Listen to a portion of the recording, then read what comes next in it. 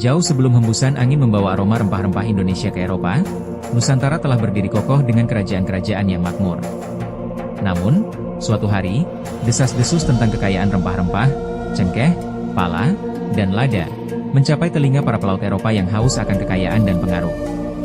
Di tengah samudera luas, sebuah kapal berlayar dengan gagah berani, dipimpin oleh seorang kapten yang ambisius. Mereka adalah bangsa Portugis, yang tergiur oleh cerita-cerita pedagang Arab dan Tionghoa tentang tanah emas di timur. Setelah berbulan-bulan berlayar menghadapi badai dan gelombang tinggi, akhirnya mereka mencapai pantai Maluku, surga rempah-rempah yang selama ini dicari. Kedatangan mereka disambut dengan rasa ingin tahu dan sedikit kewaspadaan oleh penduduk setempat. Pertukaran barang pun dimulai, rempah-rempah ditukar dengan barang-barang dari Eropa. Namun, perlahan-lahan, kedatangan bangsa Eropa ini berubah menjadi dominasi. Perjanjian-perjanjian yang dibuat seringkali tidak adil, dan kekuatan militer mereka yang lebih unggul memaksa kerajaan-kerajaan di Nusantara tunduk pada kekuasaan mereka. Bukan hanya Portugis, bangsa Spanyol, Belanda, dan Inggris pun berdatangan, masing-masing ingin menguasai perdagangan rempah-rempah yang menguntungkan. Persaingan sengit di antara mereka pun tak terhindarkan, memicu peperangan dan perebutan wilayah. Kedatangan bangsa Eropa ke Indonesia yang awalnya berupa pertukaran damai, berujung pada era kolonialisme yang panjang dan penuh penderitaan bagi masyarakat Nusantara. Kisah ini menjadi awal dari babak baru dalam sejarah Indonesia, sebuah sejarah yang akan selamanya terukir dalam ingatan.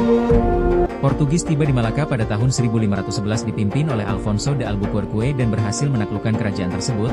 Peristiwa ini merupakan tonggak awal kehadiran kolonialisme mereka di Nusantara. Motivasi utama Portugis untuk datang ke Malaka adalah untuk menguasai perdagangan rempah-rempah di Asia.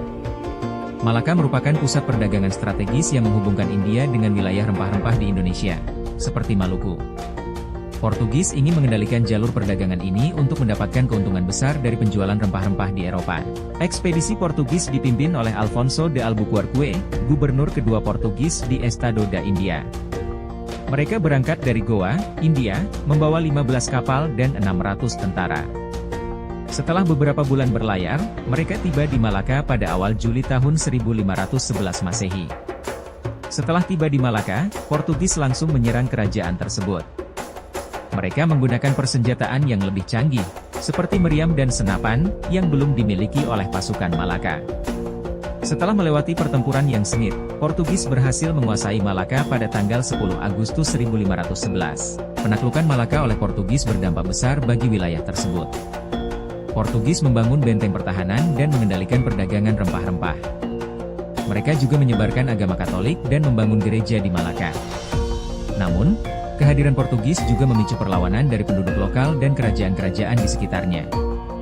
Kedatangan Portugis di Malaka merupakan peristiwa penting dalam sejarah Nusantara.